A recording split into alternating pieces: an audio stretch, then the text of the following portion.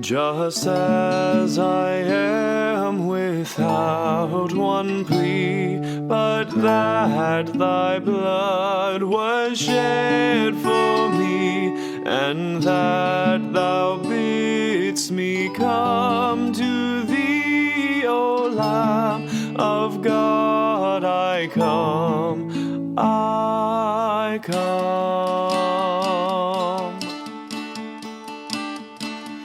Just as I am, and waiting not to rid my soul of one dark blot, to thee whose blood can cleanse each spot, O Lamb of God, I come, I come.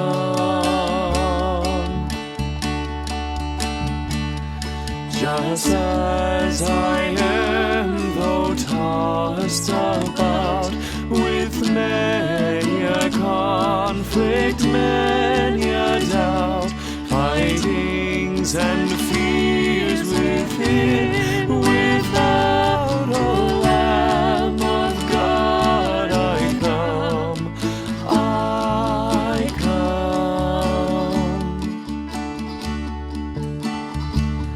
Just as I am, poor wretched blind, sight which is healing of the mind, yea, all I need in thee to find, O Lamb of God, I come, I come.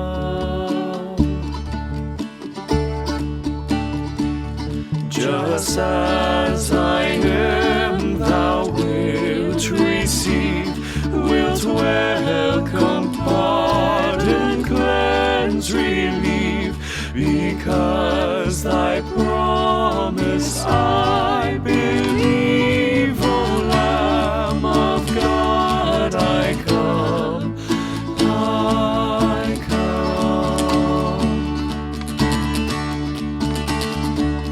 Just as I am, thy love unknown has broken every barrier down. Now to be thine, yet thine alone, O Lamb of God, I come, I come.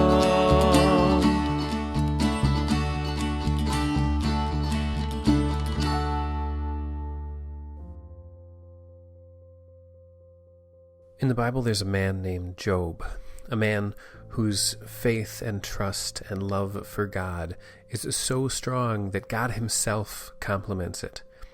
And yet, even Job wondered. Even Job questioned. Even Job doubted when things didn't go the way he hoped they would. Listen to his words here in Job 28. There is a mine for silver and a place where gold is refined.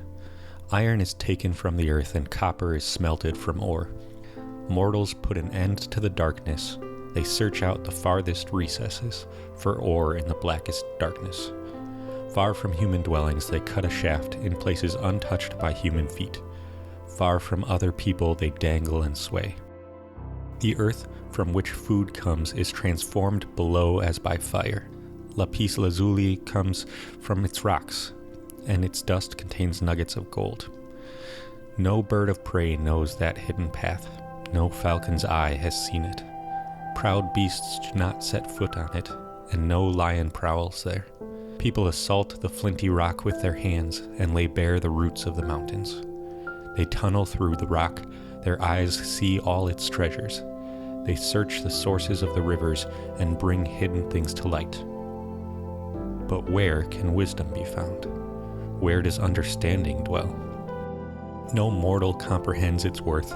It cannot be found in the land of the living. The deep says, "It is not in me," and the sea says, "It is not with me."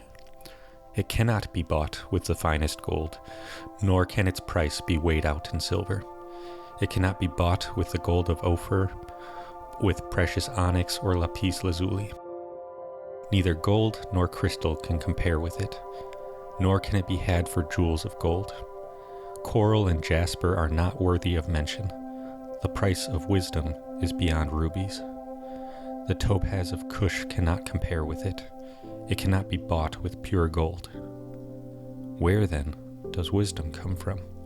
Where does understanding dwell?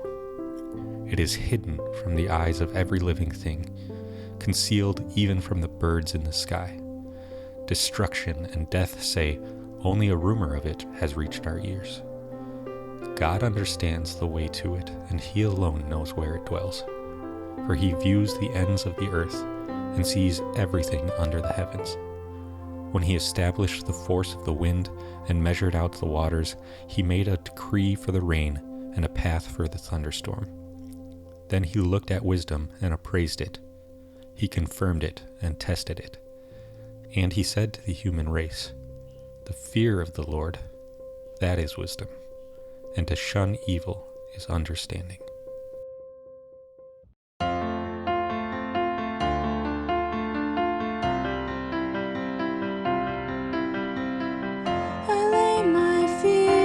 At the foot of the cross, every burden I carry, every worrisome thought, can I lay it all down with you? So I'll be unafraid to walk away, and I'll see sin that you've already paid, so I'll be unashamed to ask for grace, and I'll see there's no heart your love won't chase. So I lay it all down with you.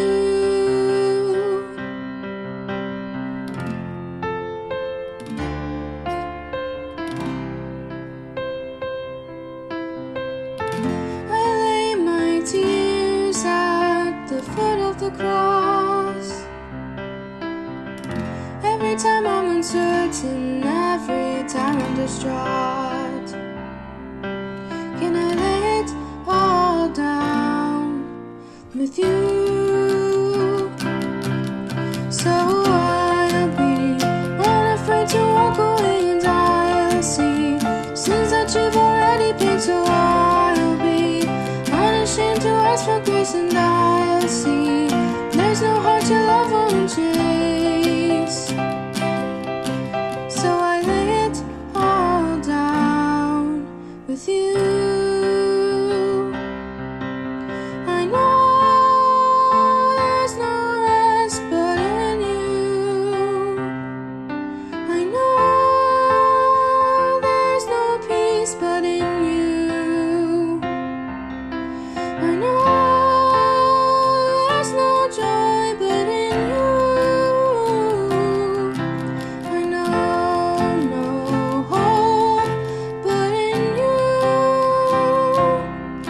So I'll be unafraid to walk away, and I'll see sins that you've already paid, so I'll be unashamed to ask for grace, and I'll see there's no heart your love won't chase. So I'll lay it all down with you.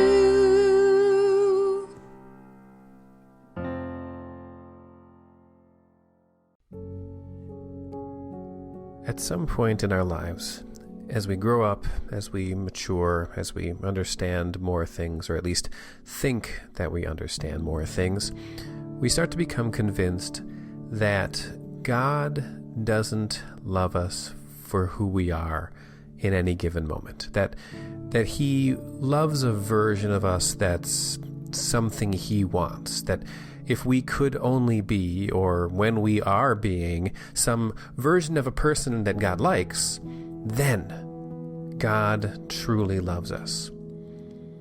It's absolutely the opposite of how God feels. It's as far as possible from what God tells us is true about the way he feels about us, and yet it is an almost universal opinion that people develop over the course of their lives. That if they could be something, if they could feel some way that is how God would want, then he'd like them. And as long as they don't feel that way, as long as they aren't being that way, then God probably doesn't care about them in the way that they want him to. This is a problem from the least of us to the greatest of us, from the wisest of us to the most foolish of us, from the most deeply believing of us to the most incredibly skeptical of us.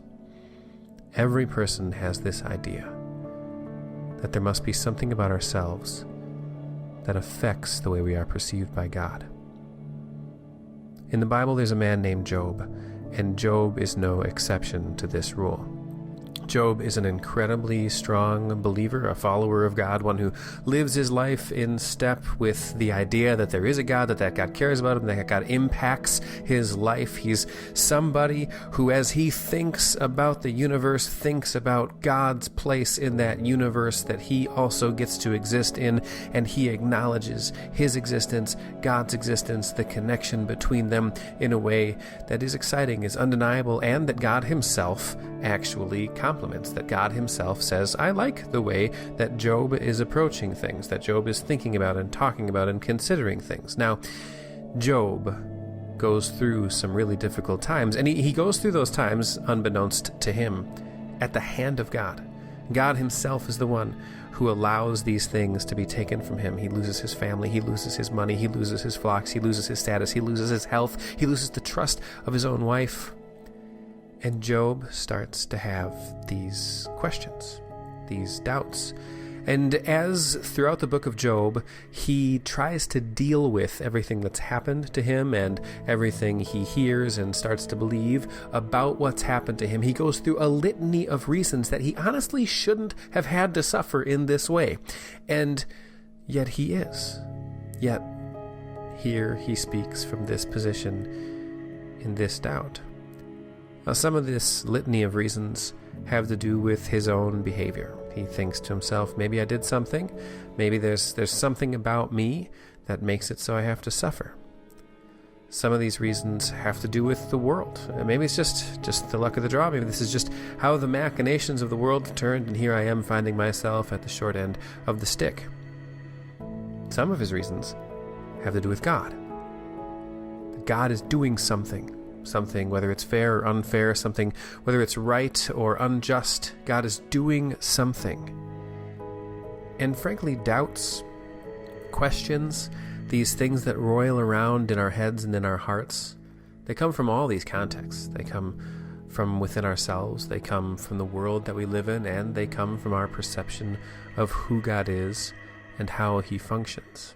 And that's all okay.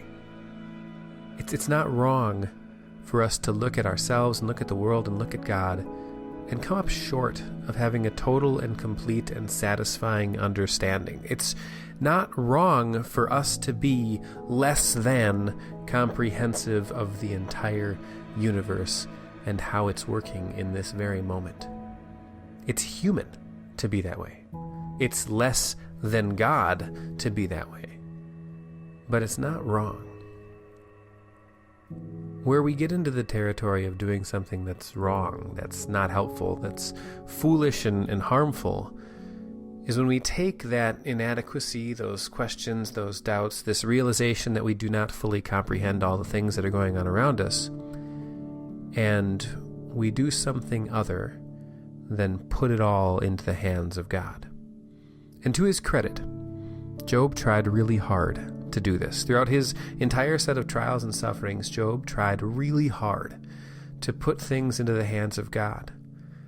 Now, even in that process, he found himself frustrated and not understanding what was happening as a result of him putting this stuff into God's hands, because he wasn't hearing an answer back from God. He thought that certainly he deserved an answer. And in his words in Job 31, verses 35 through 37, he really lays into how important it would be to him if, in fact, he could get some kind of rational answer back from God. Here's what he says. He says, "Oh, that I had someone to hear me. I sign now my defense. Let the Almighty answer me. Let my accuser put his indictment in writing. Surely I would wear it on my shoulder. I would put it on like a crown. I would give him an account of my every step. I would present it to him as to a ruler." In the mind of Job as he goes through these doubts, and I think a big part of the reason that God extols and is happy and excited about the way that Job handles these questions, Job says, as long as I can get some idea of what God might be doing in the midst of all my suffering, in the midst of all my pain, in the midst of what I don't understand, I would be proud of that. No matter what the answer is, whether I like it or I don't, whether it makes me look good or it makes me look bad, I would wear it on my shoulder. I would put it on like a crown. If I could have God's answer here, I would find that to be the most glorious thing imaginable. I would find that to be something that I could be proud of and that I would spend the rest of my days trying to live up to. This kind of a cry for an answer in the midst of that which we can't comprehend and we don't understand. This cry that comes down inside of those moments of doubt. This is human too. And it's not wrong. This work of seeking out and trying to figure out what it is that God is saying or doing in the midst of things you don't understand, this is glorious. The Bible calls it glorious. There's a verse in Proverbs 25, verse 2, that says, "It is the glory of God to conceal a matter, but it is the glory of a king to search out a matter." When you go about trying to figure out what God is doing, you are doing what God calls kingly activity. You are doing what God calls glorious work as a human being, because you are seeking out that which you believe God has concealed. And no matter when you find it, it doesn't matter. No matter what you get when you find it, it doesn't matter, because what you want is to find that which God has concealed, because you are pursuing Him through these doubts. You are pursuing Him in the midst of all these questions. I don't know what your questions are. I don't know what your doubts are right now. And I know that it can be really tempting to make finding an answer more important than finding the one who can give that answer.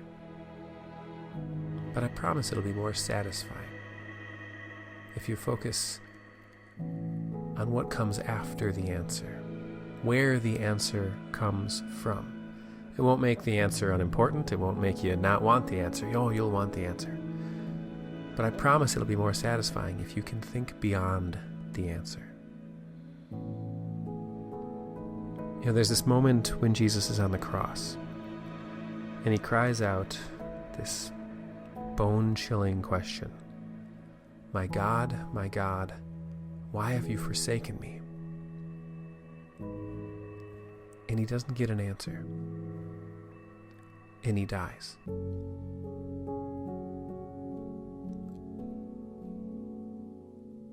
I can't imagine what that's like. And I don't have to imagine what that's like, because I am guaranteed that because Jesus went through that, he suffered that silence, I will not have to suffer a silence equivalent to that, and neither will you. No human being will have to go through it in the way that he did, where he cries out, my God, why have you forsaken me?"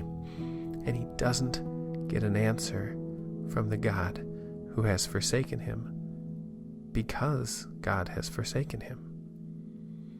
You and I, we haven't been forsaken. In fact, for our sake, Jesus died on that cross. For our sake, Jesus went through what he went through and cried out what he cried out.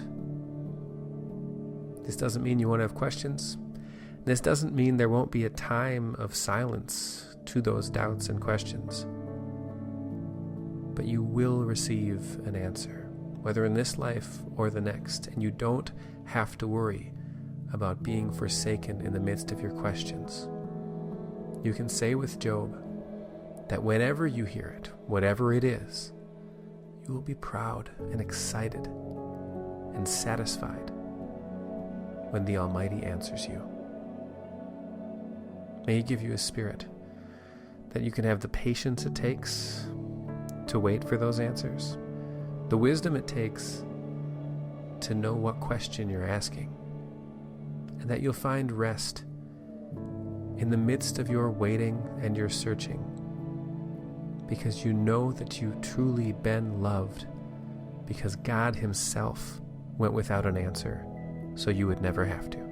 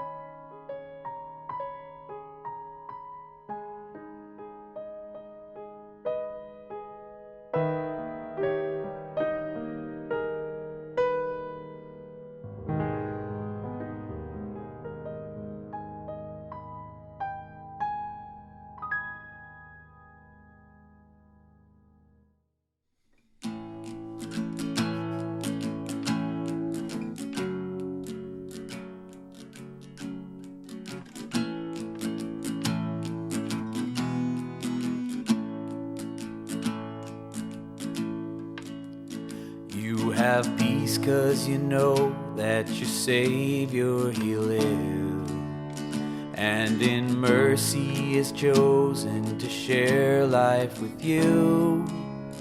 But you still find yourself discontent and worn down, and wishing for blessings as fleeting as time.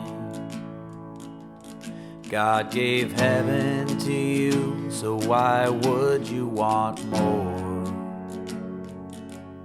God gave heaven to you, so why would you want more?